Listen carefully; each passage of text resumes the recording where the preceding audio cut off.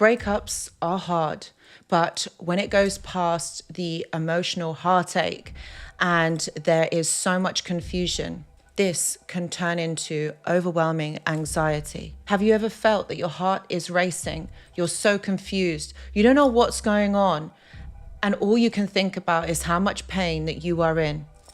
I want you to know, my friends, is that you are not alone. Anxiety attacks after a breakup are real, and they hit hard when you are at your most vulnerable. Have you ever felt that your chest is tightening, that your heart's beating so fast, even racing, and your mind spirals out of control and you don't understand what is going on? Let's talk about why this happens and how you can move forward from this and what you can do to help ease your anxiety after your breakup. Hello, my friends, and welcome back. I hope that you're all doing really well. So in this video, we're going to be talking about why you are feeling anxiety after your breakup.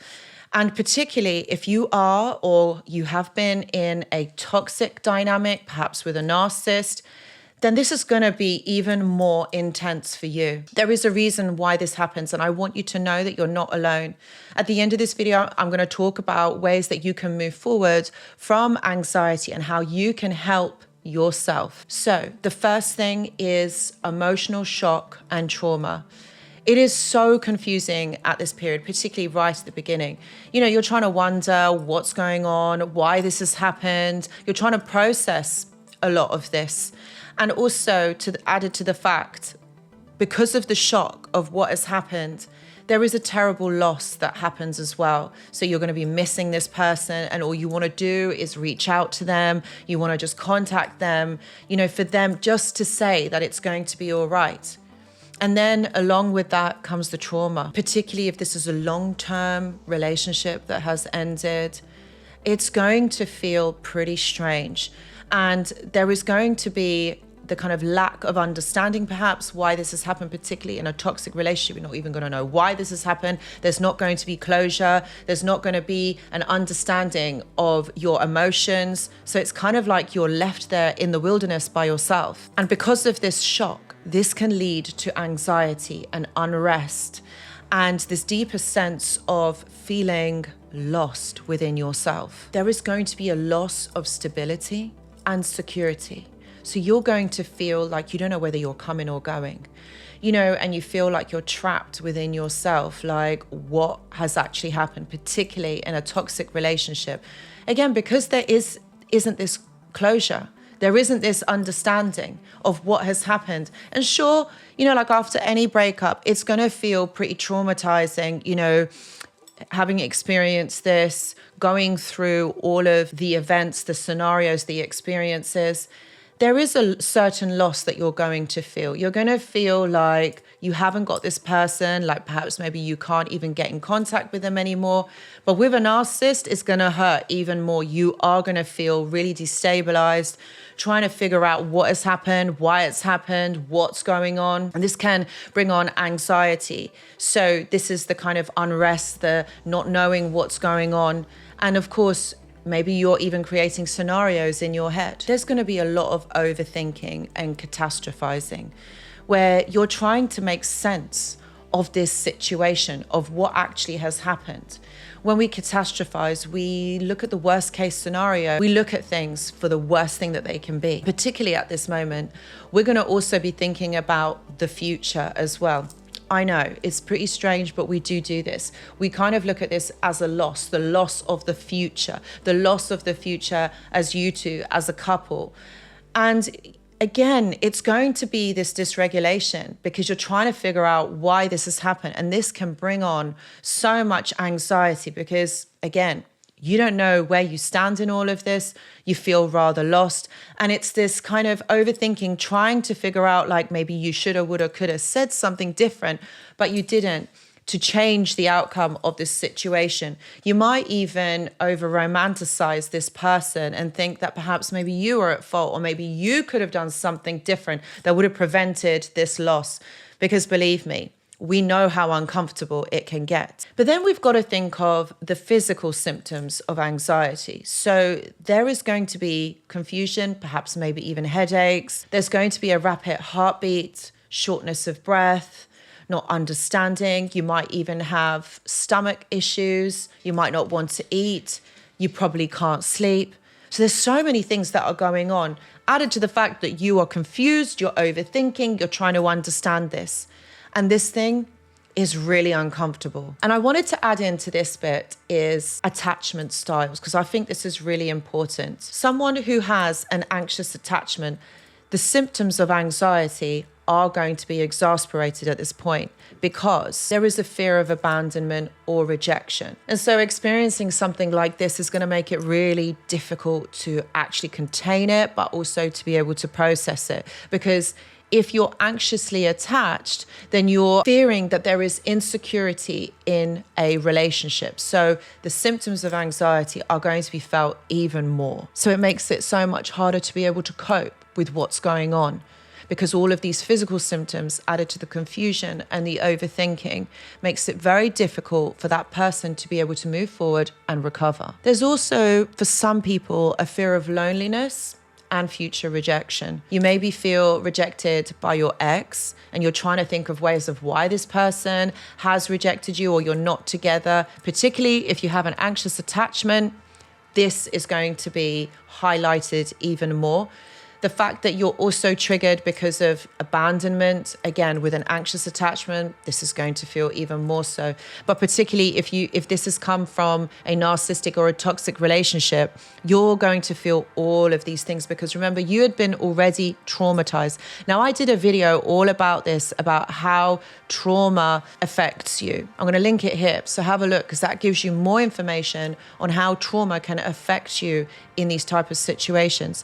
But the thing is, if it is from a narcissist or a toxic individual, you're going to feel so confused because you're not understanding why this has happened. And also, you would have been blamed for everything. So you're obviously going to be thinking that everything is your fault. Unable for you to move forward, you're feeling stuck. It's almost like you are suspended in a situation. You're in limbo because you're not getting why this has happened. You're not able to move forward. So it's almost like you are frozen in time. There's also the aspect of grieving. We all grieve in different ways, but it's a loss of a person. So you're grieving the person that you were with this person, the future of this relationship, and the loss of both of you as a couple and what could have been, what should have been, and what wasn't. This is also going to bring about anxiety as well. Again, your mind probably is racing through different scenarios, particularly if this has been through like a narcissistic or a toxic relationship. You're going to be thinking, well, what have I done wrong? Or like, how can I fix this? Maybe the situation wasn't actually that bad. So you're going to be seeing this from a skewed perspective. And again, this is going to bring about even more anxiety because of the confusion and also because of the loss. Loss is grieved in so many different ways. And you might feel like you're never going to be able to speak to this person. You're never going to get over this person. This person was everything in your life. But that isn't the case. Anxiety will come up for most of us after a post-breakup, but it's also going to be quite triggering as well. These core wounds that you have experienced in childhood are going to be brought up because it's about attachments. Okay, it's about attachments and bonding. So now if your relationship with your parents or your caregiver was particularly difficult, or you have attached in a particular style, then this is going to also be brought up at this point. You're going to be triggered. Maybe it's abandonment, maybe it's rejection, maybe you feel that you're not good enough. Particularly if you've been in a toxic or a narcissistic relationship, these triggers are going to be used against you. And obviously in that relationship, this would have been repeated and repeated so that you feel that everything is your fault. So you don't feel good enough in yourself.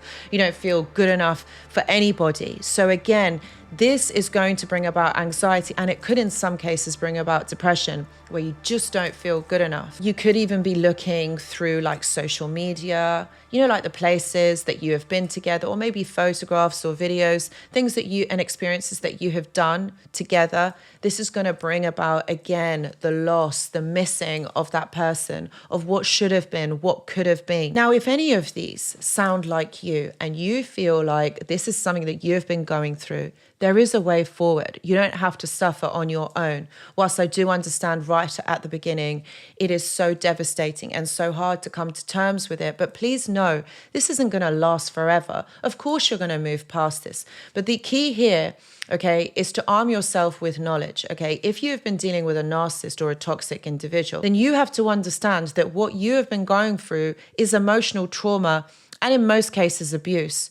So this is going to bring about your anxiety even more. And all of these thoughts that you're thinking, they're not true. This is due to overthinking and rumination. And this is typical. After a breakup, either way, it's going to make you feel uncomfortable. The thing is, you can cope with this and you will be able to move forward from this. Sometimes it might help to get someone who understands, talk to friends, talk to support professional. But all of this, even though you're experiencing anxiety and it is so uncomfortable, this can all be remedied with certain practices. What you have to remember is that your nervous system is overstimulated. And what we need to do is we need to calm that down. Okay, most of all of this is about sensory overload. So we need to bring calm. This is all about creating a safe space for you. Does that mean going out for a walk, being in nature? Pet therapy is also really healing. Having a calm environment around you, that really, really helps to regulate but also settle your overstimulated nervous system. Perhaps maybe even journaling, trying to get your thoughts out onto paper. That also has been known to be very helpful. And I also do have a journal club. Please see the description box for more details. Being around supportive individuals like your friends or family, someone who can show you a lot of love and a lot of support through this difficult time. Music has also been known to be very healing as well. So there's certain types of frequencies within music that have been really helpful, that really help to settle your nervous system. And also that can be very helpful in terms of sleep and relaxing yourself. And also aromatherapy, certain scents will also help to relax you as well. Looking after yourself is also very important. Look, I don't ever underestimate self-care. Does that mean physical activity? That might mean walking, going to the gym, but also you need to think about what you are putting inside of your body as well. So it's all about the certain types of food, the nutrients, electrolytes, minerals. Those sort of things are going to be very important and something that you need to bear in mind going forward. Also caffeine as well. So all of this can help with like sleep, diet, and exercise can really help to reduce anxiety, but also will help you to think about something else, to be in the present moment, you know, to help you get through this difficult time. Look, anxiety is inevitable. It's going to happen, but there are ways of being able to manage it. Okay, it doesn't mean that you have to be stuck thinking a certain thing. So what I would say to you is, don't worry. It's going to be okay. You're going to get past this. Use these certain tactics and certain suggestions that I've suggested in this video. If you have found this video helpful, please give it a thumbs up. Please do share it if you find that this could be helpful for somebody else. And please don't forget to subscribe. Thank you so much for watching, and I hope to see you in the next video. Goodbye.